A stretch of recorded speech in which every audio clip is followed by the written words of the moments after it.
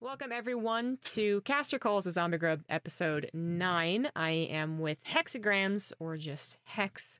This is usually called an Overwatch League caster. So a couple episodes we get to talk to tier 2 caster Lemon Kiwi, and now we're talking with the big boss, one of the big bosses himself.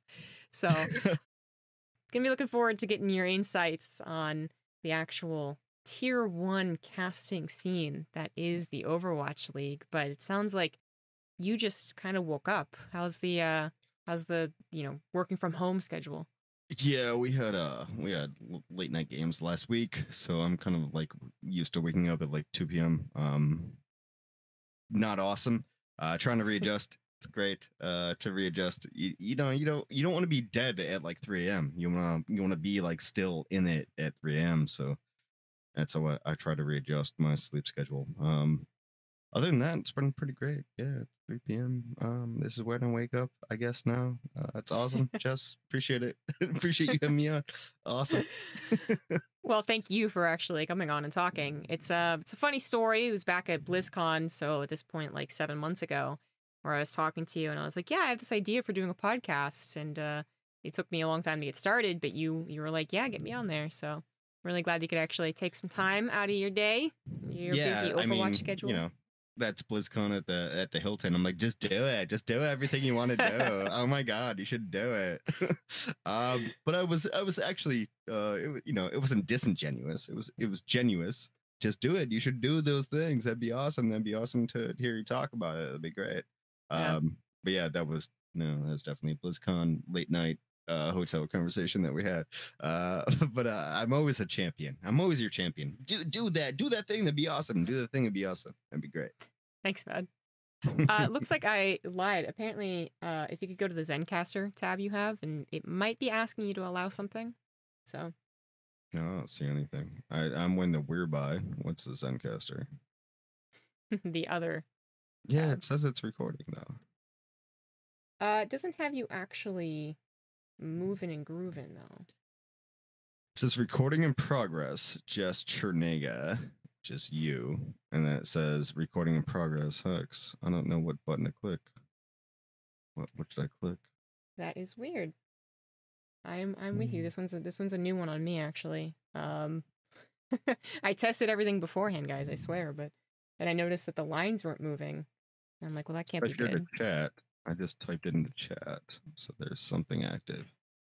Let's try this. Let's try this again. I'm just going to stop and listen to this. You guys get to hear the real-time technical difficulties. And, I just got a thing that said, okay, got it, and I clicked that thing. Yeah, that's... They stopped the recording. Let's hear this. Damn it, Jess. I tried to readjust my together.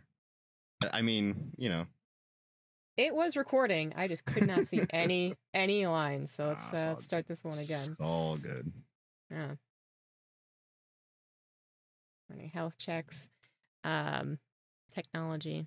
Actually, I just did a podcast with Doa, like literally a couple hours ago from this one, and I was surprised when everything worked flawlessly because that happens so rarely. Yeah, well, Eric's a fucking nerd. He knows how to do that shit.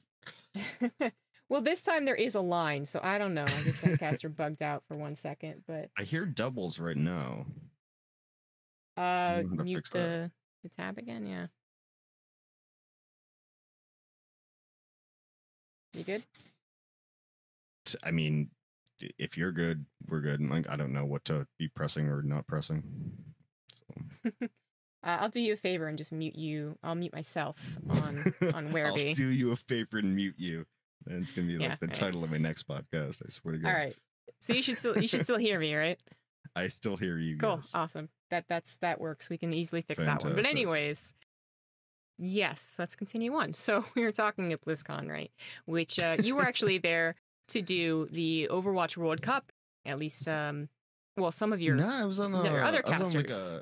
I was on a panel. Yeah. I was doing a panel that week. I was really selling Overwatch that week. World Cup was like Brett and Josh, Lemon, and Leg Day. There were a couple of people casting. I wasn't casting that week, but we were really selling the Overwatch product, and that's what I did with Doa. I think Baby Bay was there. John Spector, who's like the quasi commissioner, I guess, right now. Yeah, he's doing that. So that's what we did. I wasn't casting.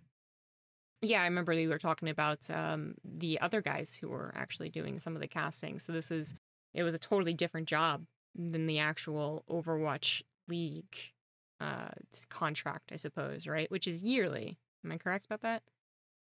Yearly contracts? Yes, I Yeah. do generally have a yearly contract. Yeah, and then they just I don't know. For Overwatch, it was pretty much just like, hey, what do you think? It was kind of just like this panel discussion. But it's always it's always a good idea to do things that you're not contracted for, because then you prove to your superiors that, like, hey, I can do this, I can sell this product. So I was very happy actually to do that brand. It was me and Spectre. Spectre's like, no, like, but also it was pretty much put on by the guys who hire you for the next thing. So they're like, hey, you were really good on that panel. And I was like, awesome, send me a contract. That'd be great. I would like another contract. But you always do those things, in my opinion. In my opinion, you always do those things. It's not like, oh, I don't want to do that, whatever. Like, I get to expense it. I get to expense it, like, to Blizzard anyway. I'm like, hey, I have to go to Anaheim. I'm expensing this. Hey, I have to talk on a panel. I'm expensing this. Like, so you just always do those things. But also, it was just like, this is what the league looks like, kind of thing. That's why I did that panel, I guess. Also got paid for it, I guess. Another thing why I did that panel. Okay. You say panel, and was this more like a meeting behind closed doors, or was it actually like a panel? No, it was a panel. Yeah, it was one of those like BlizzCon panels of like, here's what's coming up in Overwatch League. Yeah, Overwatch League 2020, I guess, was like the panel title. We didn't have a ton of people in the audience. It was like 10 a.m. Actually, might have been like 11 a.m. I don't know. It was super early. And then we just sort of like, hey, this is what Overwatch League is coming up. And I was like, hey, Nevix is in the, it's all that shit. Like the thing that you generally do to just like push a league. Maybe 50 people in the audience, maybe 50. But it was super early at BlizzCon. I could tell you like the actual spot it took place at. Like, it's just one of those weird like panel spots. But no, it wasn't like an enormous hype announcement or anything. It was like a 50 person panel. Baby Babe was there, I guess. A couple players. Well, it sounds like something that, as you were saying, is worth doing for the company's sake at the very least. Even if those panels are always a little bit weird. I mean, I as someone who's been to BlizzCon a couple different times, like 4 or 5 times at this point. When you hit them at like 10 a.m., like no one's there. Like, that. Like, no one's going to be at BlizzCon at 10 a.m. It's fine, but you still have to say the things you have to say, Well, at that point, people are still probably trying to get in. So the people who are actually in at 10 a.m. like aren't necessarily the ones who are going to go straight to a panel. So no, but it's like 10 a.m. on like day 2, right? So like everyone's already done their thing, right? So like no one's really showing up like super early day 2. Yeah, well that too. But I just remember the that particular BlizzCon, the line to get in, even with a media pass, was really annoying. Like, my friend, initially we got through the normal line despite having tripods, but then like the next day he was told to go to the official media badge line, and we were like, apparently bringing tripods through the normal one was considered bringing a weapon. Like, I don't know. I don't know. No, and it actually gets weird. Like, when you want to get in, like day 2, so day 2 opens like 9 a.m., but the doors are still like closed in security lockdown kind of doors, so no one can really get in at like 9 a.m. It doesn't matter if you're press, it doesn't matter if you're anything. It's like, I need to get in there. So there's an hour and a half where just no one is in the I don't know, what's that, like the Anaheim Convention Center? What is it out there? And like, like, so you're just trying to get in. It doesn't matter if you're legislated to get in or not. It takes you 20 minutes to get in. So like nothing happens from 9 a.m. to probably noon. Nothing happens 9 a.m. to noon. So you shouldn't have announcements, but we had an announcement, and that was the announcement, I guess. Yeah. Plus, people are all busy, waking up from drinking the previous night, usually at the Hilton, but. Yeah, I mean, the Hilton crushes. Yeah. That happens. Hilton crushes. Anywho, so you were picked up again for season 3 now, is it, of Overwatch League, or year 3 or whatever it's called? Season 3, yeah. Yeah, season 3.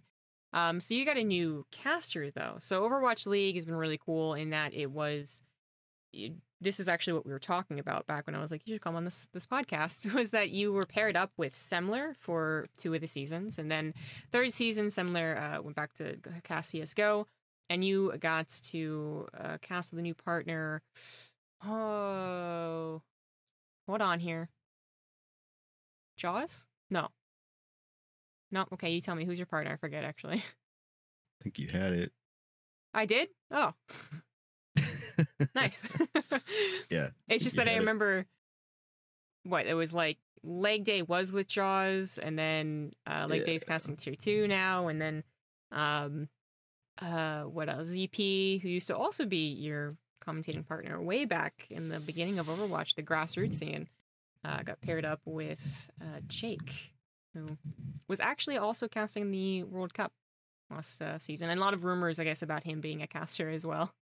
And then it was confirmed that he was actually going to be a caster. So things kind of changed around in the Overwatch League. But to the caster talk, the paired caster talk, going back to when you first got, I guess, approached for Overwatch League. I mean, you were a community caster doing a pretty famous monthly, I believe, tournament, right, with ZP. And there was always like all these rumors about who was going to be casting. You actually got paired up with Semmler. Now, I know the story a bit, but can you tell me how that went down? Were you forced to cast with him, or what actually happened when you were all being chosen for caster duos? It's a super loaded question. It took you a long time to get to that loaded question, but we'll get there. We'll get through everything that you asked. So yeah, me and ZP cast together for a long time. We were like the guys for the longest time. Like community tournaments, anything you thought about Overwatch was always ZP Hex. ZP got a lot of offers early on to go do other shit, and we were always cool with each other about that. And then eventually, so Overwatch League happened, and it was going to be Monty Doa. They locked that shit in. Matt and Mitch, that was definitely going to be locked in. Like, there's a whole, like, I could talk to you about like 2 hours about how Matt and Mitch got locked in, but Matt and Mitch got locked in for like the other thing. And then it was like, hey, we need a third. Let's grab Semmler. And then they told Semmler, like, you have a list of people you can choose from, who you want to be your like color guy. And Semmler picked me, and then Semmler and I, which got along really well. And so that was like season 1. Yeah, that was pretty much how it went for season 1. It was Monty Doa, Matt Mitch, and Semmler picked me, and Semmler and I got along pretty well, and we started casting Overwatch League. Season 2, we were going to add an established pair. That was Seth and Wolf, and they were sick. Like, obviously Seth and Wolf, like, they're really, really good. They've done StarCraft. They've done all them. They should resonate with you. They've done some StarCraft over there. Like, you know, Seth and Wolf, they've done some StarCraft. And so we locked that in. And then, season 3, it was just like different, I guess. And then they locked that one in about who's going to cast who here and there. And I like Jaws. Like, they gave me the option of who do you want to cast with? I'm like, well, Jaws is a sick play-by-play. Let's just do that. So it wasn't really a super hard choice for me. Like, they gave me the choice of who do you want to cast with? Do you want to move to play-by-play? Do you want to move to desk? Do you want to do this? Do you want to do that? Do you want to... I'm like, no, let's just grab Jaws. Jaws is a really sick play-by-play. Let's just do that. And so it's super easy to grab Jaws. He's super smart, super quick. He's really quick. And I always value people who are quick at the game. And Jaws was always quick at the game. And so it's really easy to grab him. And now we have like Bren and Josh and Jaws and all that. So I guess that's the easiest way to say what happened over the last couple of years, because it's a weird couple of years, to be dead honest, Jess. I mean, I'm sure there's a lot of things that happen, around all I these can't decisions. say all of it. I can't. I can't tell you a great deal of it. Of course. But I'm just interested in how things like work out when you're actually chosen, not necessarily the the politics behind it, but it's really you mentioning that you also Oh, got to come on. choose. It's always politics. It's 100% politics all the time. And then like, hopefully you get to wake up the next day and like not have politics and then try to figure out your life, right? But like the rest of it is always politics. There's so much politics you can't control. Like, you're just stuck in that, and then you're like, okay, what's today? Okay, cool. All right, then I get to do that. But like you can't really try to control this politics. You know that. Well, there's certainly a lot of things out of your control, and you can be frustrated with it. But when decisions come down, man. Sometimes you know why they were made. Sometimes you don't. Anyways, speaking from another, I guess, Blizzard game. No, no, this is those old BlizzCon talks. We talked about this. Yeah, Shit exactly. happens. It just happens. Like, you just gotta work on your own life and deal with what you're left with, right? You deal with what you're left with. Absolutely. But I mean, 3 years ago, given the opportunity to cast, like, what was going to be the biggest, I guess, esport that was sort of, I want to say man-made, but that's, not correct. But anyways, like, everyone knew Overwatch League was going to be a big deal, so it actually gets, kind of brought up as Semmler chose you. I mean, what was that like because you also didn't really, give me a little TLDR of your life leading up to the Overwatch League. I mean, you were casting the Overwatch grassroots tournaments, but then before that, what were you doing? Yeah, I mean that's a really good question. I didn't know that I was like gonna nail Overwatch League or whatnot. I never really planned on like my life being casting, to be dead honest. It was just something that like kind of came up, and it was something like, oh, this is fun, I like doing it. It wasn't like this is the push, this is the goal, like whatever. I had other things I wanted to do in mind. So like, I guess your question was what were you going to do instead of that? I was teaching for a little bit. Mm. I've like I have a couple degrees in English, and I always wanted to like teach creative writing and write stories, stuff like that. I know it sounds lame as shit, but like I was a creative writing teacher, so I just wanted to like make stories and just do that. And then it kind of came up a little bit of like, hey, this is actually working out. And so I was working part-time as a I don't know, like copywriter executive. So like I was working part-time, and I could do that like from home, and I could do that from anywhere, and it was really easy. So like copywriting was like where I was paying my bills, like $600 a month, something like that, in Chicago. And like I was making my rent, and it was okay. But that was it. Like, it was just like kind of just editing other people's stuff and being like, hey, this is wrong, that was my job. My entire job was be like, that's wrong, this sentence is wrong. But eventually I got into like it was actually really nice. Like, the monthly melee is like, it was paying my rent for the most part. So like they're like, here's $600 from Alienware. I'm like, awesome, that goes right to my landlord, that's sweet. So that got figured out. So that was the really early monthly melee rents. And then I guess there came a point where I had to make a choice of if I was going to keep doing that or I was going to try to cast, and that was the Carbon series. So the Carbon series was like, here's we're going to pay you this much money a month, and you have to come out here, and it's going to be 6 weeks and whatnot. And so I told my boss or my job, and they were all super sweet about it, by the way. But I was like, hey, I have to go for 6 weeks. I imagine I can't ask off for 6 weeks. They're like, no, you can't. But if you come back, we'll see. Well, like, we like you. It'd be great if you came back. That'd be great. But like, yes, you're fired. You're totally fired. Like, you can't come back. You can't come back after 6 weeks. I was like, I totally get that. I appreciate that. Sweet. So then I went to do Carbon series for 6 weeks, and then it just kind of started snowballing. Carbon series was that, and then we had, what do you got? I had OWPS after that. Everyone else got Carbon series, or no, not Carbon series. God damn it, I keep saying that. Everyone else got Contenders season 1. I had Contenders season 0, but like they gave me like another 6 weeks. Like, God, they paid me so much to do Carbon Series. It's ridiculous. That like it was kind of just like, hey, Hex, we think that you might be a guy we want to pay for a while. We're not going to pay you right now, but here's a ton of money that maybe don't go take another job so that we can grab you again. So that was OWPS. That was me, Jacob, and Jameson.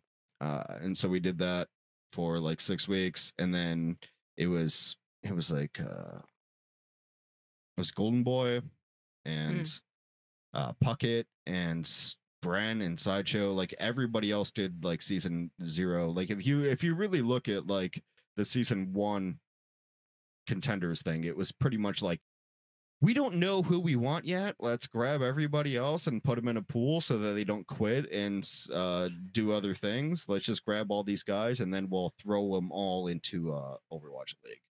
I feel like that's how it happens. They paid me a shit ton of money to do Chinese Overwatch that no one watched.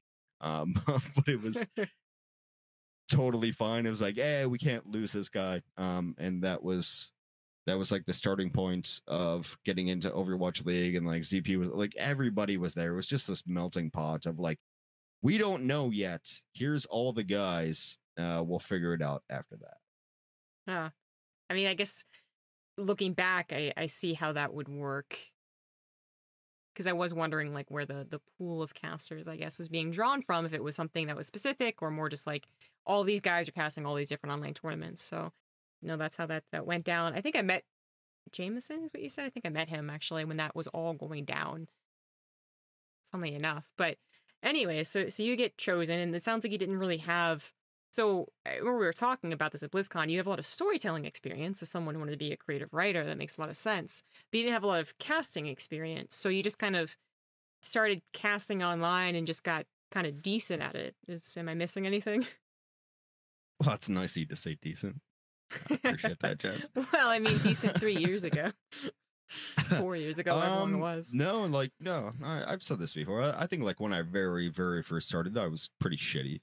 I wasn't very good at casting. I wasn't, but yeah, like because of the work I'd put in as my life before, like I kind of I just get what you're supposed to do, at least. Or at least like what I want to do as casting anyway. So like I want to tell a story. I want to tell a good story. And a lot of that work that I'd put in as a writer, as all of that kind of pushed that narrative forward. But yeah, when I very first started casting, like 2015, I don't know, like I had come from like, I'm gonna write stories, I'm gonna do this, I'm gonna do that, and it was always mostly like, I'm gonna write articles on GoSuGamers.com. I'm gonna write like I'm gonna write here's the storm stories about Gosu. Like it was so different. But then like I feel like you do understand, like there's a narrative and there's a storytelling. I always watch very like traditional stories of very traditional sports. Like I like sports growing up. Like I watch sports. I watch Al Michaels. I watch Sean Madden. I watch football growing up, and I know how to tell a story that's happening. And so it really lended itself pretty well of like, this is the story right now as color. This is what's happening. I also watch a shit ton of StarCraft. Like that was my favorite thing growing up. Like that was what I watched before I ever started casting, before I ever started even thinking about casting. I watched StarCraft. Here are the stakes. This is going to happen. SOS is about to fucking crush, and he's doing this in a weird way, right? And so like I've gotten that narrative from watching esports and watching traditional sports, and I try to put that together. But I think like every time you're casting, you have to, this is the story. This is the story, right? Like that's your job. Your job is to tell the story. Here is the story. SOS is dumb, but here's how he's dumb over here. And this is going to be nuts. Here's the cannon rush. Like you have to be able to tell that story, and that's your job. So yeah, it took me a long time to really be decent at casting and try to figure out like what's my operandi. But I figured that out, I think, a little bit of like I just want to tell you a story. Here's a story, and I just give it to you. That's what it boils down to. Just a matter of how good of a storyteller you can make yourself. So it sounds like it would be like naturally something you were drawn to, but also people who've done public speaking, for instance, or done like bands or whatever, also have qualities that they bring in, right? I know first time appearing on camera or in front of a crowd can be quite the experience, but you ended up working it out, basically. Did you have any public speaking experience before that? No, not really. I've never really been like worried about like being in front of people. I thought I was going to be, and then I just wasn't. Like I don't know. Like everyone knows, like, oh my god, there's gonna be 100,000 people. It's gonna be nuts. Like you think about it, but like when I actually was like on camera and I was like, no, I actually don't care. Just actually don't care.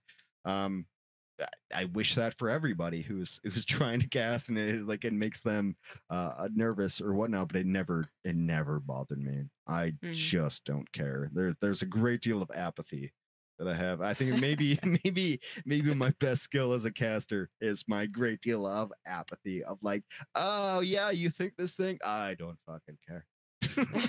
So maybe there's that. Maybe I have that gift. Maybe that, yeah. I mean, for other people, it sounds like maybe like regular public speaking they get to them, but talking about their favorite video game makes it a lot easier. But you just were like, nah, I don't care. It's no, fine. just really don't care. Just really don't care what they think. Well, that works out. Yep. It means you don't get nervous on camera, which people can really tell. So yeah, you do the pool of casters, the tournament there, and then you get chosen by Semmler, who's gets brought in. You have a convo with him, you work things out, and then you're casting with Semmler for at least a full year, who, of course, Semmler, for those of you who don't know, one of the biggest in general broadcasters, but also certainly one of the biggest CSGO. One of the best technically proficient casters I've ever seen in my life. So if you like Overwatch, like Semmler, whatever that happens, if you really know like the tech of casting, Semmler's a god. Yeah. It's actually a god. He's very good. And I definitely had that moment where, like, I remember our first time we met, it was in Burbank, and I'd known about you guys. I'd been interested in Overwatch League, just as like the whole fanfare that it was, so I was paying attention. But we were doing Challenger, and I heard that you guys liked watching StarCraft from the makeup artist, but I was like, whatever. And then I walked past you guys, and I hear Semmler go, "Is that ZombieGrub?" And I'm like, holy shit, Semmler just asked if that was me. Yeah, no, we definitely we definitely chilled out at the bar in Burbank, and we always watched StarCraft. Like that was our jam. We'd always like message Doa too, like, hey, come on, we're gonna watch GSL right now. Like that's our jam for sure. We're more happy to meet you than you were happy to meet us, I'll tell you that. I mean, maybe, but it felt like a really cool deal, because most people know who Semmler is, but certainly like watch his cast if you don't know and see how good he is. But anyway, so that you say apathy's your greatest strong suit. Did you have any like apprehension, nervousness about casting with this guy who's one of the longest running esports casters that we have? No, there wasn't really anxiety or anything. It was, I don't know, it was kind of a strange, like I would have to really isolate the couple months that happened of him essentially like picking me to go do Overwatch, because like I've done Overwatch, and I was like, he hasn't done Overwatch, I've seen but then like he was like, well, I got a list and I really like you, and let's just go do Overwatch. That was pretty much how it happened. So the people who were in charge of Overwatch League decided they wanted Semmler, and then they give Semmler a list of people that he could pick from, and that list was curated from people already in the league, like Monty's and Matt's and whatnot, of like, hey, these guys are not shit. Here's your list of not shit. You can pick one of these guys out of the blue. So he called me, I think like late November. Just watched him like hang out in his place in Venice, And so he's just like, hey, what do you think about like doing some Overwatch League? And I was like, okay, I guess we'll do that. That sounds good. Like I can cast with anybody. It's never really been an issue for me of like casting with anybody new. But then at the same time I knew like, well, that means APs doesn't get this. Like there was a lot of like good and bad with it. But for the most part, like casting with Semmler he's like one of my favorite people. We became best friends very easily. It was not hard to like Semmler. You've met Semmler, you know it's not hard to like Semmler. Like Yeah. Semmler's just like the chillest guy ever. It's like, hey Jess, how you doing? Yeah. Like, yeah, like that's Semmler 100% of the time. So yeah, it was really easy to get along with Semmler. Then also like you just deal with like the things that are like, I guess me and ZP aren't going to work together. Let me talk to him. Like you have to have those conversations. You have to like, you have to be a human being about it. And I'm like, well, this sucks. You'll get in. I promise me, like, it's going to be okay.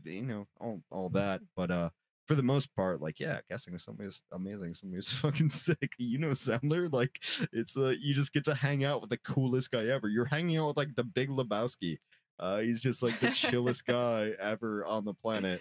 And then you just hope that like everything else worked out well too. Like you just hope that ZP comes in. You just hope like all your boys get in as well. But yeah, it was super easy. Like me and Semmler, we never even practice cast. Like the night before we cast a Dallas game. Who's the so anyway, Okay. there was a journalist up there that night. He was writing a story, but we generally just got along pretty much when we started casting that night. It was Thorin. Yeah, that's what I forgot. It was Thorin. Thorin was sitting in the room. He's watching us practice cast, and we're like, this is fine. It's totally easy. He was watching you cast? Yeah, because we had like a really nice like lodge in season 1. Season 1, we had like a super nice lodge of like 40 docks where there's a ton of computers.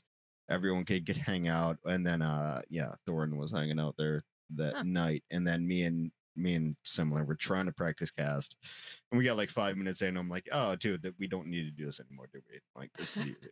Yeah. So Well, that's awesome that you guys like just instantly clicked. I mean, that's got to be one of the things that I would worry about, having not cast with him. That is. So not only do you only have to cast with him, but you also had never done it previously. So who'd you really start like casting with again? Gosh, I mean, my dude, like 9 we're years flipping ago. the script. Flipping the script, Jess. Here it goes. Gosh, yeah. So 9 years ago, back in 2011, I guess, when I started getting into casting, a lot of solo casting, but I actually started casting this guy named Word. I got like picked up, very quote, by a team called Clarity Gaming. And we did a couple of online stuff together. And me and Word were actually, I thought he was a great caster, but he didn't stick around in StarCraft. And then I immediately went into like a online team league where I was casting with multiple people. And then I was picked up by a WCS gig, not like what it was, but 9 years ago. It was very different. And I was again casting with multiple people, no duos. And then around 2012, 2013, I was casting with Base Rate TV. So Rifkin and I were a duo for 5 years. 5 years, yeah.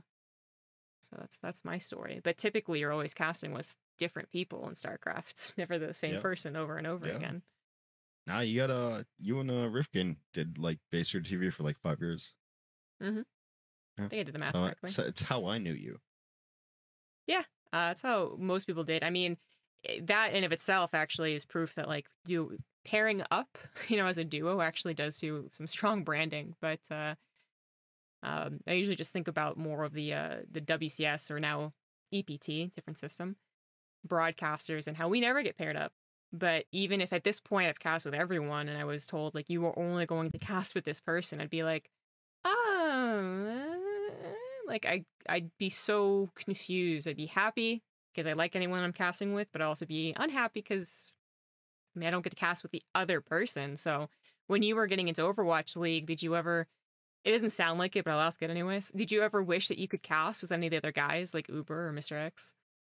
We've actually done a couple of casts together, Mm, but for the most part, like I think Overwatch League really wants to put together like duos, right? I think yeah. they really are pushed towards that idea, because in season 2 we all push the idea, like with several producers as well. Like we hang out with the producers like they're people. A lot of people don't know that producers are people, but they are. But we're like, hey, what if we just like mixed up the casting duos? Like, what if I casted like Monty this weekend? And when it'd be fun, it'd be cool. Like we would, like, I think everyone would appreciate that. But I guess once it got to the higher ups, it like got squashed on that.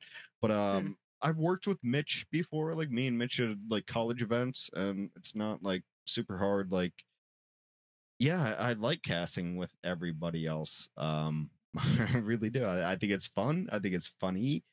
I think there's a good way to go. But for the most part, like it is branded like really hard. Like Matt and Mitch are the guys. mm-hmm. Matt and Mitch are gonna be your guys that you like hit on the finals. Like that's Matt and Mitch. It used to be like Monty Doa maybe, but like they're gone. Whatever. But like yeah, so there is generally a branding idea of these are the guys that you put here and put there. And me and Semmler ended up being like, these are the guys you put on Saturday afternoons for ABC Disney. And I Yeah. was gonna be like, okay, this is hey, here's what power charge means, and this like just kind of do that shit. But it worked out well, and they were okay with it, right? Our producers are happy with it, so we did that. But for the most part, like, yeah, you don't really mess with combos. Pretty much like Mm-hmm. your duo is your duo now, and like, and that just goes. I would love to work with Seth. I would love to work with Wolf. I would love to work with ZP again. I would love to do all those things. But as far as the branding goes, like this is the guy that goes with this guy, and like that's fine, and that you don't really fuck with it, pretty much. Mm-hmm.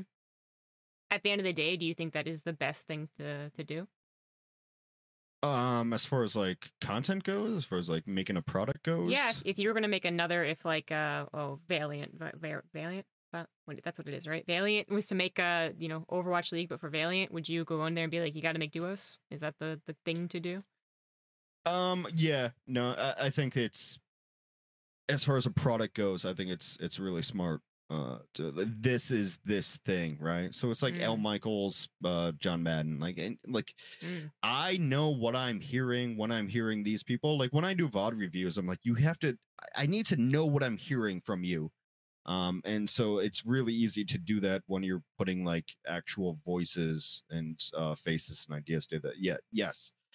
To answer your question, yes, I think it's smart to put mm, the face, the voice, the things on that actual consistent basis. yeah. Well, I mean, it's nice that I'm talking to you. I was talking to Lemon Kiwi a couple episodes ago, and she actually knew nothing about StarCraft. So it was like I'm getting two different perspectives here. One person who did nothing StarCraft, she actually was shocked to hear that we didn't have duos.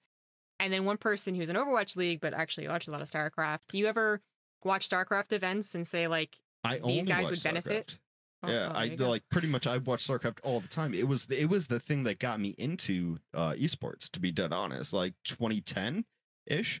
I was watching Hmm. Huck win MLG Orlando. Orlando, yeah. Like, yeah, so like this was like my first foray into esports and the idea of esports. Like that's how deep I go into StarCraft. Like I love this shit. I'm a little bummed that like the newest update is only 4 days ago, so I can't like see SE2 links. But next video I'll watch, I swear. But yeah, like no, it kind of um I don't know. It didn't really like shape me as a caster because I was just watching StarCraft, right? Like I just got StarCraft and it was just like understanding esports as a game, but StarCraft is such a different game than Overwatch. They're Hmm. so different. It's like casting tennis. It's like it's a one guy versus another guy. Overwatch is such a different thing. But yeah, definitely StarCraft was the way I got into esports, and the way I really liked it. And it was just like Tasteless and Artosis, just watching them. And so like how is it funny to talk about Ninja Turtles for 5 minutes? Yeah, maybe it is. But yeah, like that was definitely my in on just esports in general. I'm like, oh, this is a thing. I get this. And you know, like I never really thought about, like, because that was like 3 years even before I ever started casting or even thought about casting. But I enjoyed watching it, and I was like, okay, this I can make this funny. I think I can make this funny, and that was the idea behind like maybe going into casting. Not really. I never really thought about that. I just liked StarCraft. That was it. This was never like, oh, I'm gonna do that. No, I wasn't. I was just an idiot. No, like I just ended up liking video games. No. Have you ever thought about doing any other esports broadcasts just for fun, like StarCraft? Maybe. Like, I like games enough that I feel like I could do it. I feel like I do it okay, but also like I watch even like the very early tier StarCraft casters, and I know they're better than me, like immediately.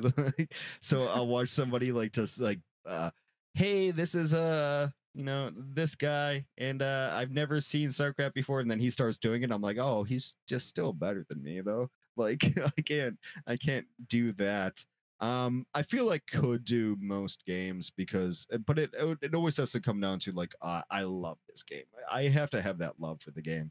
And like that always comes across. That's always easy. So StarCraft would be super easy for me. I'd be shitty at it, but I would love the game at least. I would at least come across as though roaches, I love it. Like I would still be nuts and happy about it, you know. It would take me a little bit to get good at it. But yeah, I haven't really thought about doing another game because right now, like I think Overwatch is still in a decent spot. I don't really want to like abandon it or anything because I love doing it, but for the most part, like every time I talk about doing another game, it's like if I love it, I'll do it. If I really love it, I'll do it. I don't do things I don't like doing. I know that sounds like really entitled and shitty, but like I don't do things I don't like doing. So maybe StarCraft would be the next thing. Maybe I don't know. That's why I liked Heroes of Storm. I liked HOTS. HOTS was a fun game to watch. But yeah, I think I'm capable of casting any other game. We'll see how that goes, I guess. Yeah. Knows what the future holds, man. But whenever you watch StarCraft, do you ever like think like these guys would benefit from doing duos, or do you think that it's great that we're one of the I don't want to say one of the remaining, but we're one of the esports that doesn't actually do the duo thing. We all are interchangeable. You're kind of duo though, right? Like for the most part. Nope. I don't know. I always see you guys as duo-ish. I guess Maynard and yourself kind of get thrown in like here and there, right? We like to, I mean, we like each other, and we would like to be like duos more often. But the fans like Zombie Nard. They also love Pig Nard, which is the two Aussies, right? Like the fans will duo us together, but there's never been an event where we went there and it was you two guys do this all the time and these two guys do this all the time. The closest was maybe WCS Challenger broadcast, which I know you watched a lot of, and we had only 3 casters, so there wasn't much to revolve around. But even that, we were never paired. So yeah, it's just constantly in flux. We don't know who's going to be doing what cast. Typically, the way we end up determining who's casting what is we say, who wants to cast Innovation versus Cyril? And me and Maynard are like, yes, please, God, give it to us. And then Pig's like, oh, I'll be fine. I'll catch the next one. And everyone else would be like Protoss players or something. So they'll be like, yeah, I guess we'll, go ahead. But that's actually how it's done, is just who wants to cast SOS versus Deer? Roddy will be like, yeah, I'll do a PvP. That's pretty nice. And Pig will say like, I'm really interested in what Deer's been doing lately. So like, put me down too. But I don't think we ever approached the casting schedule as make sure Zombie Nerd does something. Make sure that Roddy and ZombieGrub do something. I don't think we've really done that. It's really interesting. It's actually really interesting to figure out like the broadcast Because there should be like a guy who is figuring out like you get this, you get this, you get that. Like there, and I know there is a guy, and you're not going to say his name. I know. Oh there's no, a guy. there really isn't. So I mean, I don't mind talking about it because so for instance at Katowice, we Apollo was technically you would know Apollo. He's technically the guy that was going to do that, but he was just like he just trusts us so much, and he knows that there's not going to be like infighting of like you got the better match, Yeah. like that he let us do it. So like Todd would sit down and be like, who wants to cast what? I mean, there's not infighting though, but like you want the finals, right? Like as a caster, you want the finals. Yeah, no, I consider the finals an honor, but you'd be surprised to learn that many casters, while it's cool to do the finals, if it's a lame finals, they don't really care. Fuck that. I want the finals. I don't care if it's lame or whatever. Fuck that. I want the finals. Like, one of the weirdest things that happened was when both me and Fear Dragon did both different events, but the first time we went to an event is both times for each of us. The guy at the time was named Mark. He would come in and say, "Who wants to do the finals?" And you'd see people just be like, I guess scrolling through their phones, like I guess I'll do it. And you're sitting there like as this newbie who expected this to be a big deal, and you're like, I can't volunteer, right? Yeah.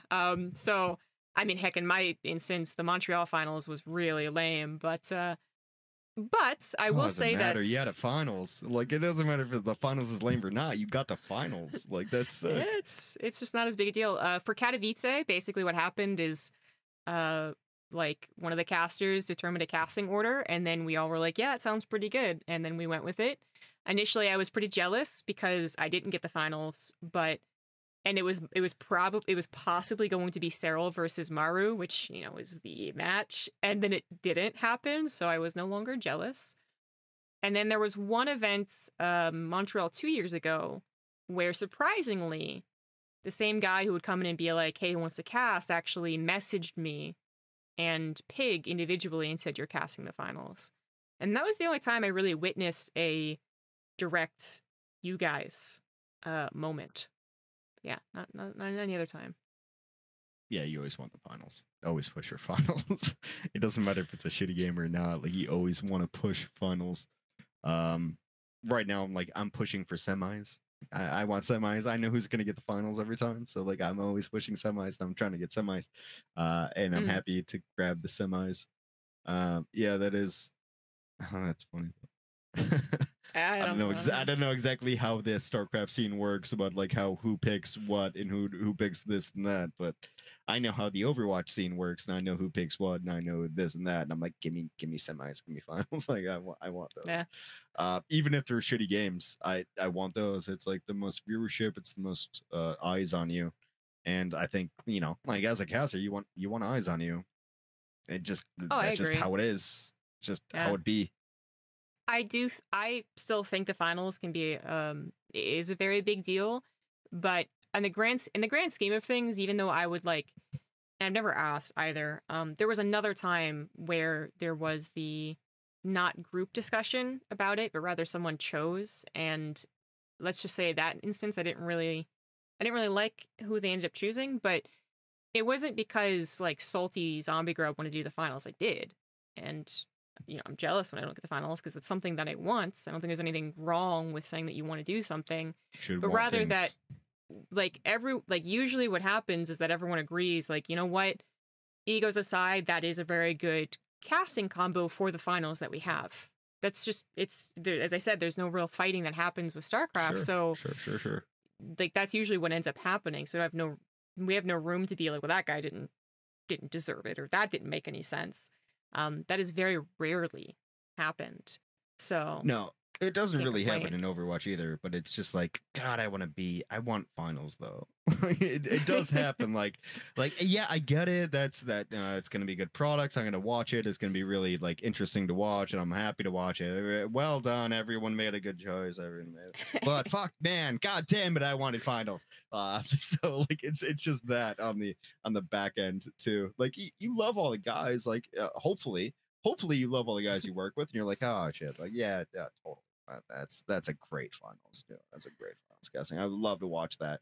But at the same time, as a human being, you should be like, oh, but fuck me, like how am I not there yet? It like what do I have to do to get that? Like, like you should always be working, always be itching for that too. Yeah. Like, I think it is a little weird though, because depending on the scene, apparently, right? Like, it's weird when you're one of the few people putting priority on the finals, I suppose. Like, if this is not something that everyone wants and everyone agrees to maturely, go after, again, like no fighting about it, but more like, yeah, I'm going to work really hard. Okay, I'm going to work really hard too. Okay, where the best man wins, that's the ideal. But if in a scene where like people are kind of like, nah, I don't know, it feels weird to be the person like that goes up to the decider and is like, put me in, coach. And it just feels like out of the group mind, I guess. But for Overwatch, is that what everyone else is thinking, or can you say? No, I don't think it's ever gotten like really salty or anything. To be dead honest, in Overwatch, the guys who are like nail the finals now, like I remember talking to them like a couple years ago at BlizzCon, like that's gonna be my final. And I'm like, yeah, you're probably right. you guys are doing really well. So like there's never any well, at least I can only speak from my perspective. Right. There's never any anger from my perspective of like, yeah, they're guys who do the finals. Like, yeah, I get that. Like, they're really good. Like, that's why they would do the finals.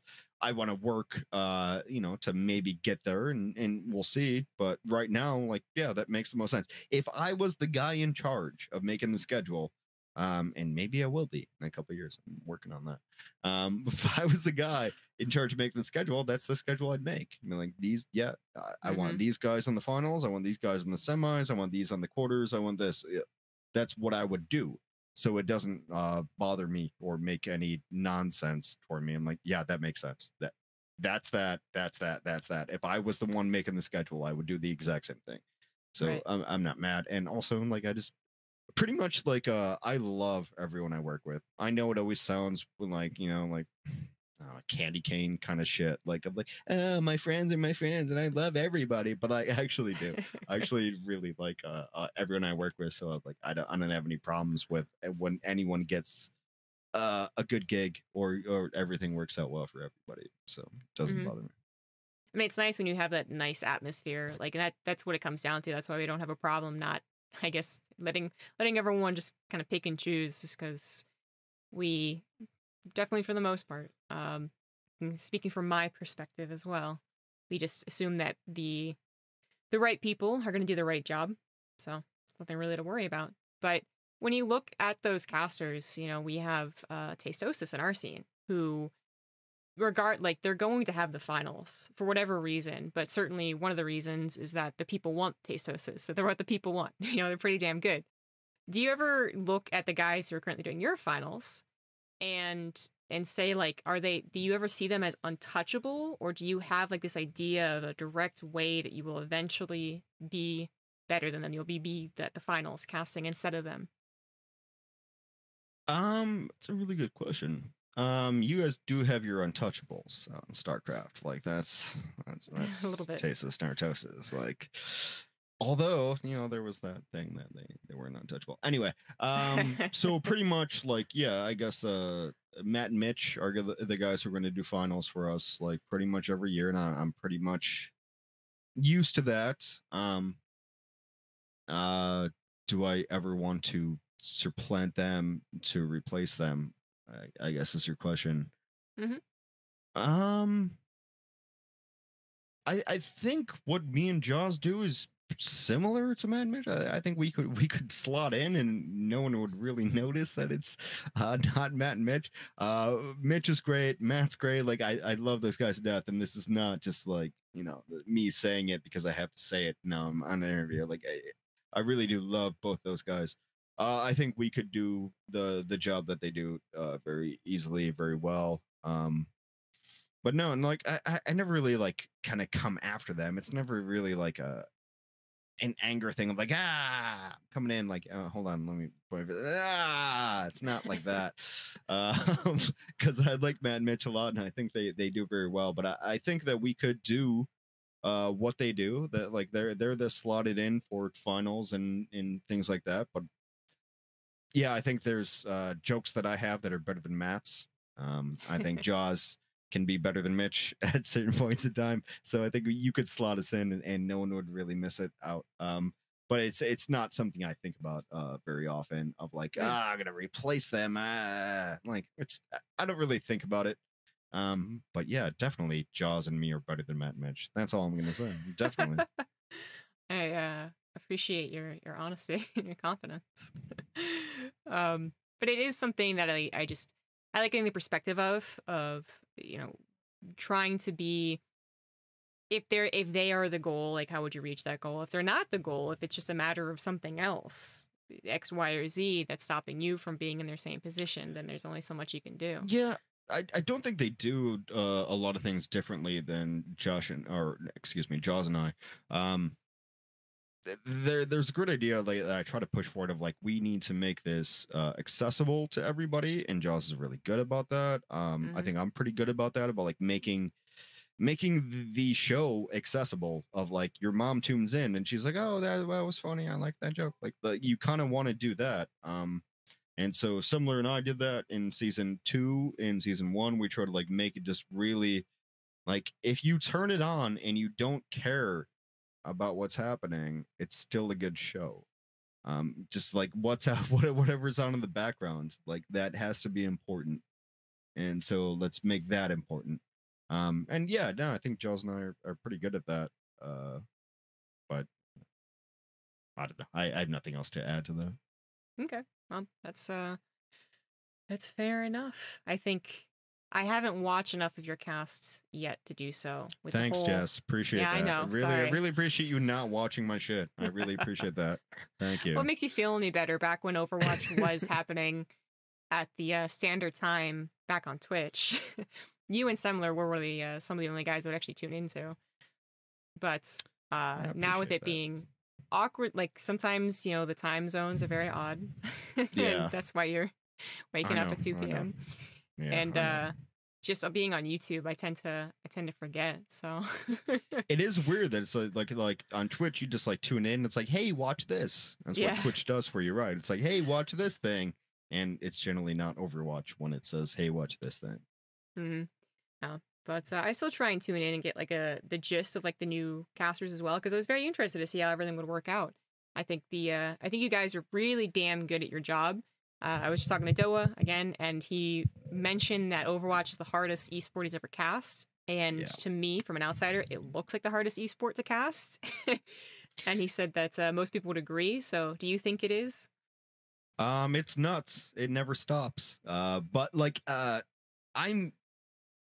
only started casting Overwatch. Like, I didn't have another game before this, right? So like, I kind of was forged in the fire of Overwatch, of like the pacing and everything. And I actually can't even play other games now, of like games who are like, now I'm dead and it's 10 seconds. Fuck that. Like I need in, like, give me, like, the pacing is so intense for me, and like I need to be there. Every caster, and this comes from Doa, Monty, Semmler, like all these guys who come from like god tier games and have been really good at it, like, oh fuck this game. This game's so fun. This game's so hard. It's just a constant. It's just all the time, right? And so, yeah, I would definitely agree with them that this game takes a long time to really get into the pacing. It's just so fast. You're never fucking having a second off.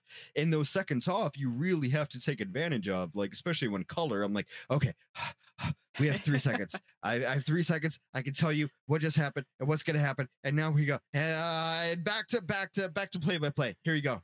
Like, but that's how it is. And you just never have seconds off. So yeah, I definitely agree with Joe. It's a nuts game. But that's why it's the best game. It's why it's the only game I can like stay up with it. Like, I don't know. Maybe I need Adderall. Maybe I have ADHD, whatever all those things are. But yeah, I love this game because I don't sit down for a while. I played Valorant for one day, and I saw that I was in spawn for 48 seconds, and I uninstalled.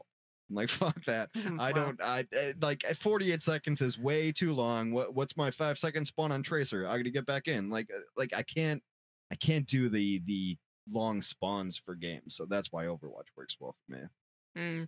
I think I might agree. I've always like, everyone watches CS:GO because it's just really watchable.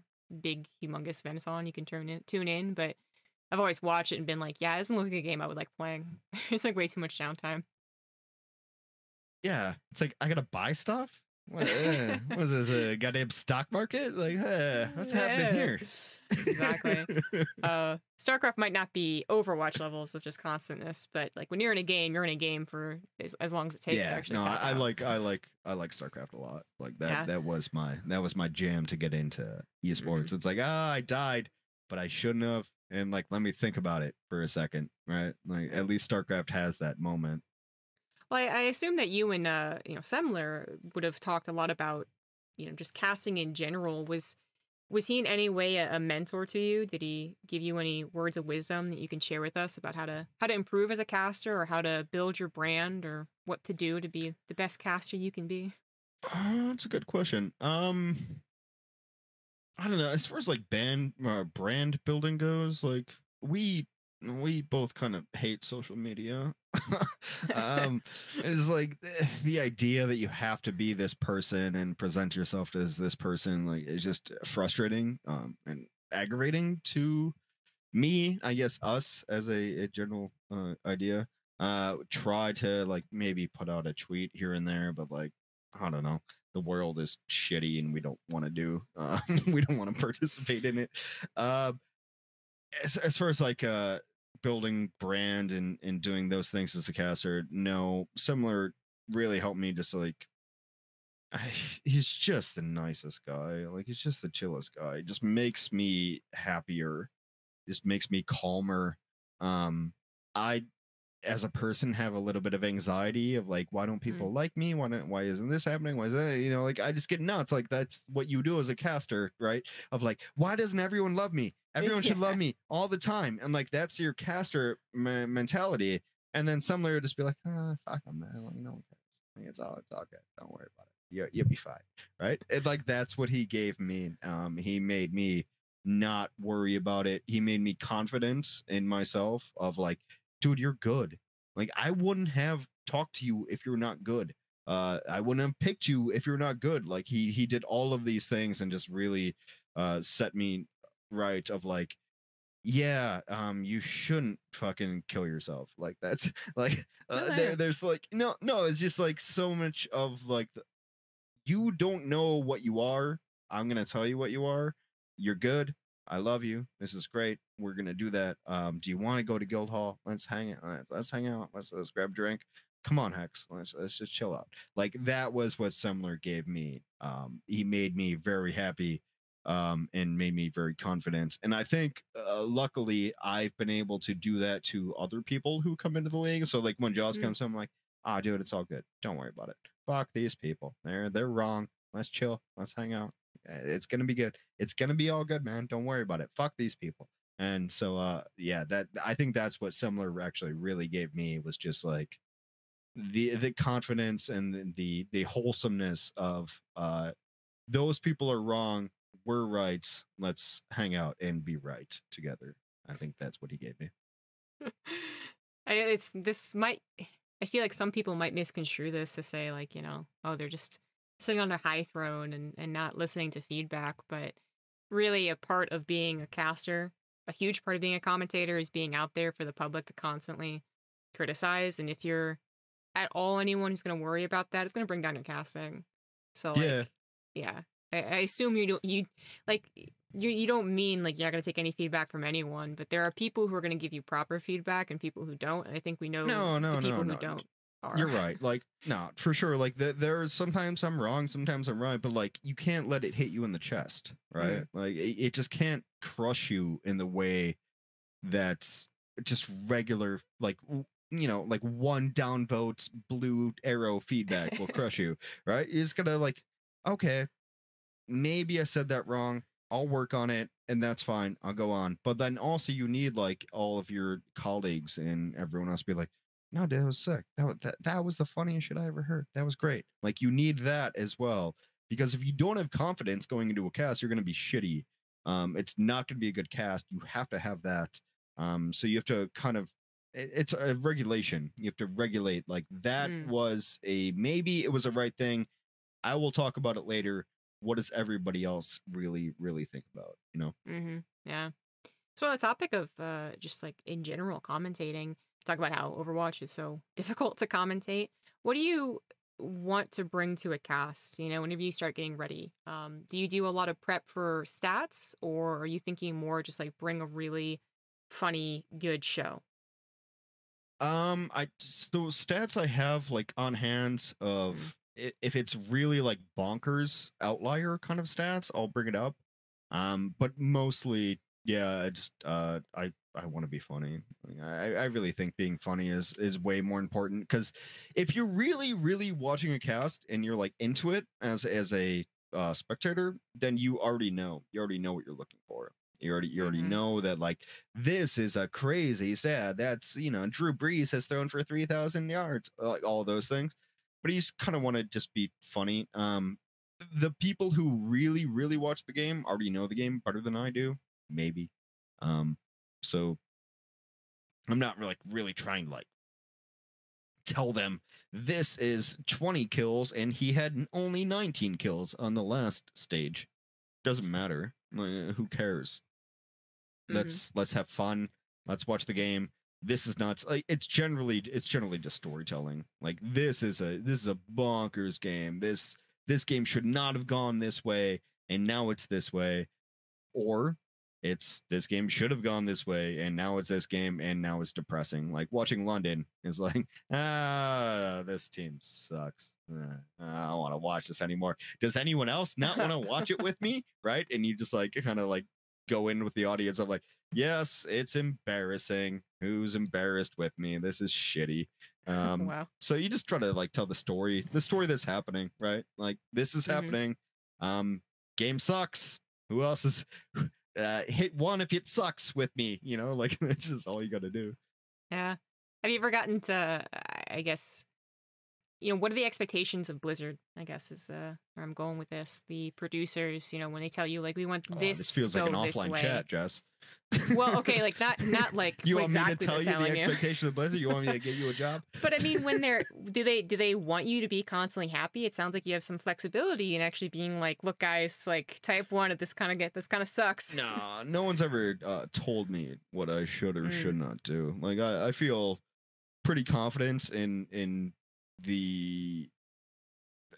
the things that I end up saying or don't saying. Like you can't be worried about like PR all the time of like, hey, this team sucks. Like, and you get an email from PR. Fuck that. PR's not watching. I'm casting at 2 a.m. Like no one's casting. Like no one's watching. I'm not really worried about it. I'm trying to just do like the most genuine thing possible for me. Like I feel this way. I'm gonna say this. And maybe I get an email from PR or Blizzard or whatever. Yeah, and generally this actually might get me most in trouble. Fuck them. I don't care. Wow. PR or whatever. Like that's what I feel. I'm a gamer. I'm a gamer, guys. Oh my God. I'm gonna look at like what happens, and I'm gonna actually be like reactionary for it. But I generally don't get emails from like PR, from Blizzard, from anything. I think and this is not a note from Blizzard or anything, but I try to be more positive than anything else. I feel like positive is a better way to go. When a team's getting shit on, you sometimes have to go like, yeah, that's just bad. That guy can't do that. Like that's terrible.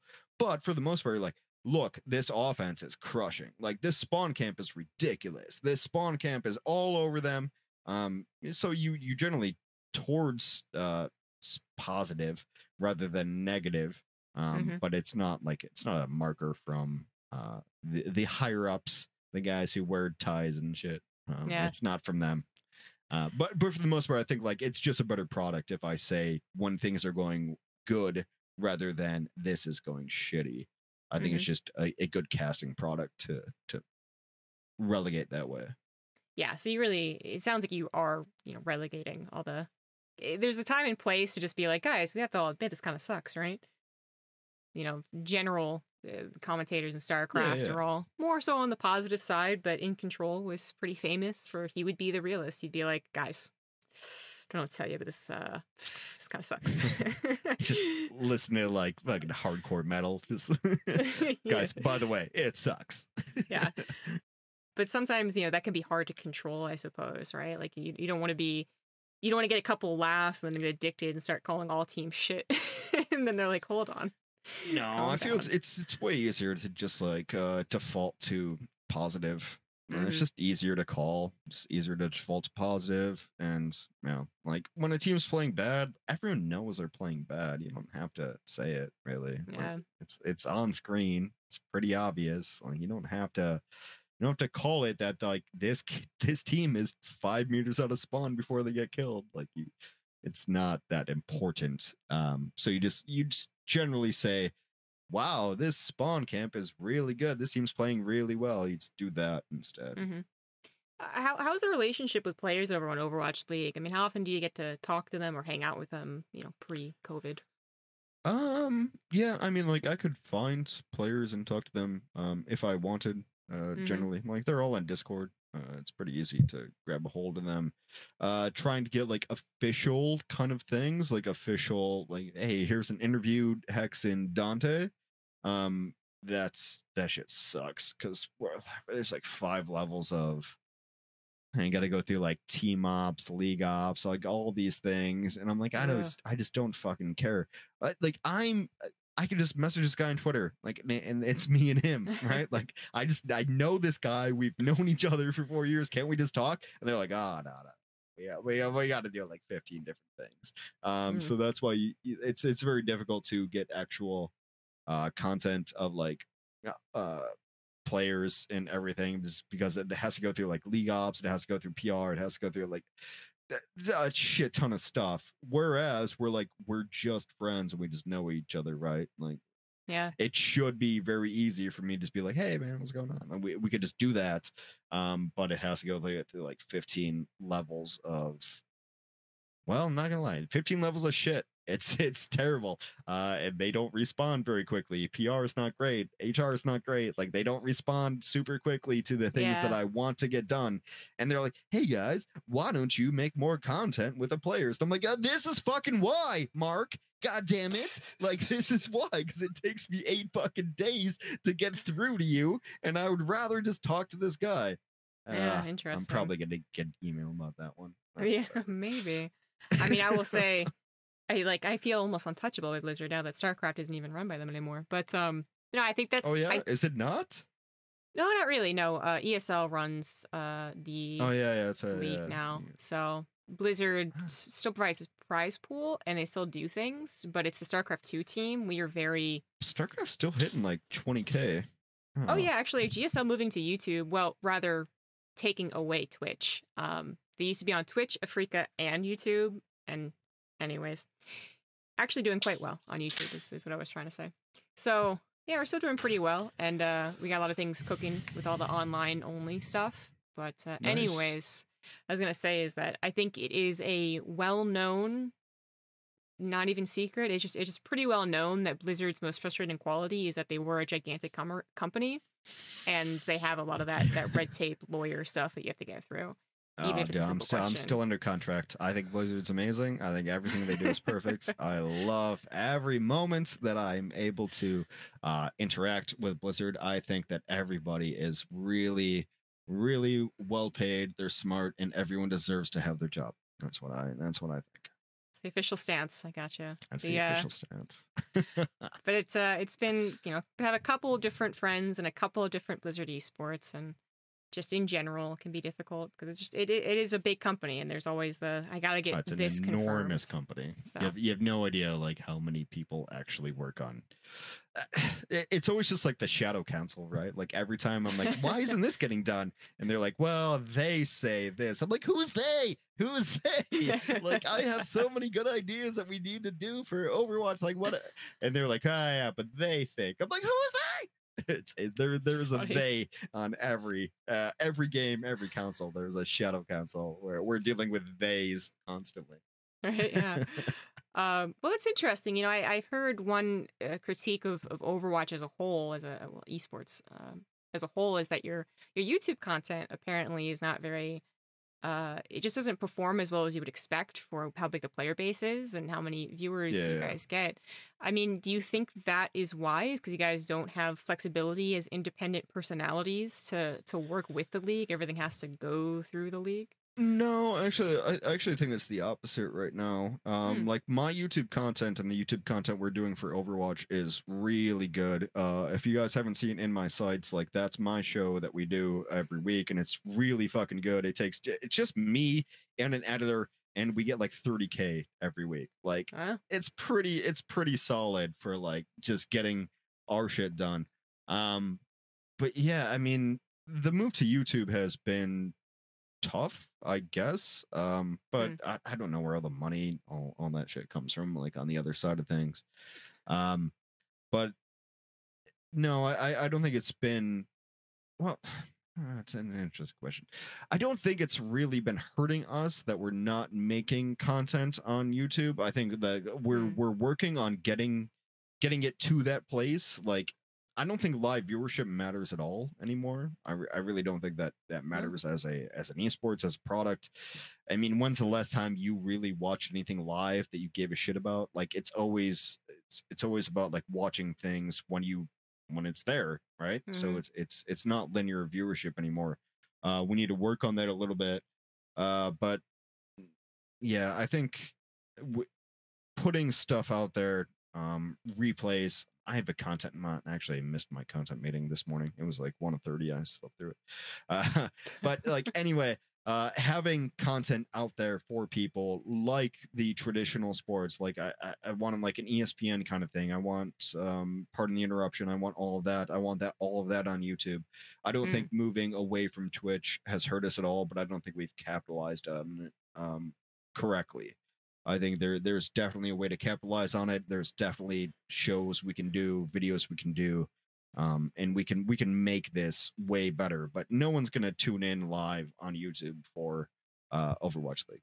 It's just not gonna happen. It wasn't gonna happen on Twitch anyway. So like it's a movement we have to make, and I think we need to do better at making shows that, like, when you hit youtube.com/Overwatch League, you're like, oh shit, there's like 8 shows. Here's In My Sights. Here's this. Here's that. Like, I will check this out because I'm a bronze player and I need to watch this, and that would be fun and that would be good. But yeah, essentially, like I watch, I don't watch GSL. I watch SC2 links. Like, so how do we do that, and then put it on YouTube? You know, like yeah. Are you asking me? I don't know. Sure, I'm kind of asking you. I mean, how do you? What would be the question here? Like, how do you make sure people are watching VODs? I guess would be the general question. Yeah, or I like make it interesting. How to make the VODs interesting? I guess that's a good question. I don't know. It's like one of these weird things where you're right that people aren't watching necessarily online. I mean, as a whole, the entertainment industry has become an on-demand type of thing. Yeah, it's linear. Like, yeah, talking like Netflix, though, like not even esports, right? Like, no one wants cable anymore. No one wants to miss the time slot of their favorite show, and no one wants to have DVR anymore because you can just watch it on Hulu. So it's like, it's something that's going to be beneficial, though. But the weird thing is that YouTube would be the best place to do something like that because Twitch VOD system, admittedly, is still pretty crappy. Yeah, Twitch VODs are terrible. So I don't know. Like, we're trying to get like, it's really hard to sell metrics to people when they're very used to live metrics. Right. So it's like, oh, here's 120K viewership live, which is like kind of what we hit last year, like when we were hitting like finals and whatnot. Right. And then like this year, like, hey, here's 35K live viewership, and they're like, well, that's not as good as it used to be, you know. So it's, yeah, it's just different to try to sell, right? And I don't know, these traditional old school companies, it's always going to be different to try to sell them something. Yeah. Actually, on that topic, I mean, has the Overwatch League was basically, people were saying it was going to fail before it even started, right? And people were basically betting to themselves and to their friends and to the world. And like, it was a very hot topic. It still is a very hot topic. Everyone's eyes are still on whether or not it's a success or not. Has that ever come down to you, you know, the casters of the scene? Have you ever been pressured to do something because of that, or felt like you needed No. to put in the extra work, or I can general only, morale? yeah, I can only speak for myself. I don't care at all. Mm, I think some of the ideas are super wrong. Some of them are correct, and whatever. I have a contract. I know exactly like when I stop getting paid. So that's important to me. But no, I've never really cared about the idea of like this is the Overwatch only has like 70K viewers this week. Well, it doesn't matter to me. I've really thought about like how it just really ends up like, how do you sell it, right? So like we only have like 70K viewers this week, but we can sell this to this chip company and they can run ads and it would be fine, yeah. I don't really think about it too much. Yeah, I don't know. I guess like going forward, like, is Overwatch League gonna succeed or fail? I feel like it's going to be a thing for the next couple of years. So hopefully, like, I have a job for the next couple of years on that. If it doesn't, well, we'll see. I don't really think too much about it, to be really honest about it. Yeah. I think the game's really good. I like watching the game, and I like doing that, and everything else that comes across, whatever. It just happens. I don't. I honestly don't think about it. I guess as much as I should have, given your expression, I should be thinking about it very much more. But I don't. So, like, this is my job, and it's really good. And I like Overwatch. I like watching it. I like presenting the product. And that's not bullshit of like me lying to you, like, but no, I actually haven't really thought about it. I think expectations have been higher, and that this year we're a little bit down, and we'll see. But it's a lot of it's like COVID. I don't know. Like, maybe it's just COVID. We'll figure it out after this, but I don't think about it too often. Yeah. Well, I mean, my expression was just thinking like it's just so different to what StarCraft is. I mean, StarCraft has been, no one was preparing for us to fail. It just kind of, it was happening. There weren't anything to compare to. StarCraft was one of the first, as at the common era, the current era of esports is like, it started it, right? So, but it happened pretty quickly that everyone was like, lol, dead game. And just we very much so try not to worry about viewership numbers, but it is basically a concern, especially before we had a 3-year contract. Before ESL picked us up for 3 years, it was like, honestly, question mark, right? So to hear someone who's like, oh yeah, just don't worry about that stuff, that's what I'm just like, different scenes, different personalities. Well, no, I mean, like, I always worry about everything, right? Like, you always see me actually, like, so we always end up talking to each other in like November, and that's contract season. I don't know if I have a new contract or I don't have a new contract, so I'm just hanging out, like, but this goes back to like what Semmler taught me. He's like, hey, it's just gonna happen. We'll see. Like, you can't worry about it. It's gonna make you lose your mind, and you're gonna have like a terrible time if you really think about like, do I have another contract? Do I have this, that? So you just kind of live your life, and well, you see, I guess, which is very new to me. I'm not used to that kind of mentality of like, this is going to be okay. But generally, like, yeah, just, I don't know. We'll see. Yeah. Like, that's you can't do anything about it, right? It's not up to you. You can't do anything about it. You just kind of have to wait, and we'll see. And then I don't know. I'll talk to you again in December. When shit's figured out, maybe. Yeah, we'll see about anything happening for BlizzCon, right? That's a big question mark. But I don't think BlizzCon's gonna happen this year. I don't think so either. Yeah, I don't think that's gonna happen. I don't know. It's going to be weird because America is going to open up before the rest of the world thinks that we should, And conventions might also be a part of that. Yeah. So, yeah, there's some, but I don't think like Blizzard as a company would make a BlizzCon. Yeah, we'll see, I guess. Yeah. Like, Blizzard as a company, they're not going to do it. I'm with you. I think generally, as far as like even just all of esports and video game companies, there'll be online events. Yeah, we'll do like online event packages and shit. Like, hey, pay $40 and here's a mount or whatever. They'll do that, but I don't think they're gonna actually do anything at Anaheim. Yeah, probably not, which is too bad. But on the subject of offline events, once back in the good old days we used to have them. Homesteads were like a really big deal for Overwatch League. I mean, arguably, Yeah, what's was the awesome. biggest deal? Uh, I talked to a few people who uh worked for Blizzard, 3-4 years ago. Who still work at Blizzard though, but like I was talking to them that long ago, and they were saying that the goal was to have everything offline, and that's the homesteads. And I was like, God, that sounds impossible. This doesn't sound realistic for esports. And you guys were Oh, but we actually did doing it though. We did I it for a know. couple weeks. Yes, well, and then this happened. I know, but it was pretty impressive to see that this is actually, I mean, working. I mean, the insane travel schedule that players were going to have, and not anymore, but also for you guys. I mean, it was actually working, and it seemed like a grand success every time you tuned into one of these offline events. It was this huge area, this huge arena, and it looked really packed. And Overwatch fans are generally very excitable. I mean, I watch Yeah, Overwatch games, and they're good fans. there's never not cheering, which is Yeah. just so different from StarCraft. But yeah, it's so sick. Like, when was the first offline event you did for Overwatch? My very first offline event was DreamHack Stockholm 2016. Oh, That was my okay. very first event. I'd gotten passed over for a lot of events, and it kind of bummed me out a lot. But that's where I met like Matt, Zoe, Jason Kaplan, ZP was there. Like everybody was there for DreamHack Stockholm. Now it's like proper DreamHack, right? That's the one in Stockholm. That's the one in Sweden. Jönköping. That's where the Yes. legitimate DreamHack is actually. But that was my very first event. I was actually super sick. I had the flu. And so I cast with Mitch, because that's when we actually just used to throw casters around of like, you cast with them, you cast with them. So I cast with Mitch, and after it I'd sweat through my shirt. I was like soaking wet, sweat through my shirt.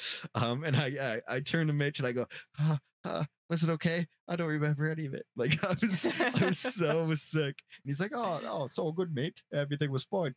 But like that was the very first event I ever did. For live events, that was DreamHack Stockholm. And then I remember I got passed over. Like I was in my fucking hotel room, and I watched like the announcement go by of like not DreamHack, MLG Vegas. MLG Vegas got announced like that night, and it was like not Hex. I was like, fuck, come on, man. So like I was at DreamHack, and I didn't get announced for that. And then yeah, but that was my super first event, was DreamHack Stockholm, Jönköping. There's so many more stories I could tell you about that. I missed my cab, I missed my flight, I missed a lot of things. Wow. But I did cast with Mitch and CP and Jason. It was nice meeting like everybody there. I actually super missed Jason. I wish Jason was still in the league idea, but yeah, I remember he was pretty well loved. we did OWPS together too. So like me and Jamerson and Jason all did OWPS while everyone else is doing contenders. I don't know. I can't tell you anything about that. That's okay. There's only so many rules. I know way too much about like all the back of the back of the league kind of stuff. I can't tell you. I'm sorry. It's all good. So, I mean, your first offline event, or your first homestead event, like either one, what was it? Did you work with the crowd at all? Did you change your approach to commentating now that you had this humongous crowd that was constantly cheering? It wasn't super new because I'd done homestands the year prior. Jack Jaws had not done those kind of events before. So we did New York together early on. New York is such a good city to like it's an easy like it's an easy crowd to like just hit. Like it's not hard to just hit them. So we were doing our very first broadcast together, and we'd never like practiced or anything. So there were a couple times where I was like, "Hey, New York!" Like I was just pushing on them, like just to bring it up. We did that a couple times, but yeah, no, I remember there was once where Jaws missed his throw a little bit, and like I was kind of pushing him a little bit, like I'm like, hey man, hit these fucking throws. Like it's big, yeah, it's really easy to hit these throws. Hey dude, yeah, like kind of do that shit, right? I was kind of hitting him, I'm like, hit these throws, it's gonna be good. And then I think like we had like a break or something, and he didn't hear it in his headset because our headsets got mixed up or something. So like I was just like I just hit like a big "Hey New York," and I was like, and that's exactly what you were talking about. New York's gonna win after this break, am I right? Like kind of shit like that. Mm-hmm. You just move into the audience, and if they don't respond, you look like the biggest asshole in the world. Right. But if they do respond, like it's a really nice hit, so you try to lean on that. But yeah, no, I think we only did New York and then Washington. The week after we were supposed to have Miami, but we got locked down, so we didn't have Miami after that. It's been like 8-9 weeks since we've been locked into this shit. Like homestands were gonna be good. It was super nice. I wanted Cubanos. I wanted I wanted mojitos and Cubanos, but here we are. I was actually thinking of attending the DC one since I live close by. It's and good org. Yeah. Well, as I said, like I like the pageantry that is Overwatch, and it's easy to get sucked into the crowd, I would imagine. So some of my friends were actually big in Overwatch, which by the way is like something I'm super salty about. I've become a StarCraft 2 caster after telling them to play this game for like how many years and cast how many years and get them into esports how many years, and then they're like, we're gonna be fans of Texas, and I'm like, you don't even go from there. Stop it. Because that was before DC was a team. The DC stuff is like right in that like super ritzy downtown area too, like right on the wharf. Mm-hmm. There's nice parts of DC and not nice. It's super nice parts of DC. Yeah, crazy nice parts of DC. But I did mean to go out to one just because it seemed like it would be fun. But that's a different time. Maybe in the future. No, it's fun. Who knows? I don't know. I have a meeting at like 5. We'll see if we're gonna try to like get shit done. Like actually do more Overwatch events. I don't know. Mm-hmm. It just sucks. Esports wise, it just sucks. Luckily for esports, we're still in the area where that we can make products. We can still make products at least. So like NFL and all NBA, all that. Like, I don't know. We'll see. It's a weird world right now, but like we can at least still make shit, and maybe it won't be perfect, but it's gonna be something. Mm-hmm. Well, you've mentioned more than a few times that, you've gotten some experience just from watching traditional sports. You keep mentioning names that I probably should know, but don't. And, it seems like you've just soaked in a lot of that, like being able to instantly go to the crowd and be like, what's up, New York? It's not something that naturally comes to people, but if you watch a lot of traditional sports, that'll happen. How much do you watch traditional sports, and do you actually try and bring some of that into your cast? I know Overwatch as a whole has actually had some traditional producers, whatever you want to call them, come in and talk to you guys. Yeah, how much does that help you? We've had like a lot of our producers are actually from the NFL Network, from this year and the year prior. That was not something that I knew coming in. I don't know. I watch the NFL a lot. Like I'm a big fan of football. I've been an Eagles fan like my whole life, and I think what you can gain from a caster there, and it's mostly just like tempo. I feel like there's a lot of tempo you can understand from traditional sports. You also understand like a traditional sports voice. Not that everyone has to have that voice, but like it does help a little bit to have this is this, but like I don't know, like Joe Buck is kind of a shitty caster that everyone hates, but he's also really, really good in a lot of ways. Like if you really understand what Joe Buck's doing, it's good and it's in its own way. So yeah, I think watching traditional sports just as understanding tempo and understanding like storytelling is really important. And so like traditional sports maybe sucks and you don't like it, but you do understand why they're saying it this way and why this is happening this way, and just having the nomenclature and the pace. I really just want to go back to pacing. I think it's just the pacing that I think Joe Buck is like, he's play by play and he understands that. So maybe as color, it's not exactly the same. But you have to hit the notes. There's a note, there's a music to commentary that you can really understand when you watch traditional sports. So when Joe Buck hits these kind of notes right here and then there, and then Troy Aikman comes in and he says, well, that's not exactly what I wanted to say. Like, there's just a rhythm that I think you can really understand if you watch traditional sports, even if you don't like get what's happening on the fields. But ZP and I have always been like big traditional sports fans, and I think maybe a lot of where we come from comes from that. Mm-hmm. Well, it sounds like you'd be in favor of actually learning from them and picking up some books. I know they've done a lot of the guide to commentating, but it's There's NFL or NBA focused. there's a lot to learn from writing, movies, books, everything. Like if you really want to understand, like I truly believe that casting is storytelling. So learn how to storytell as best you can, and there's a lot of ways to do that. Yeah.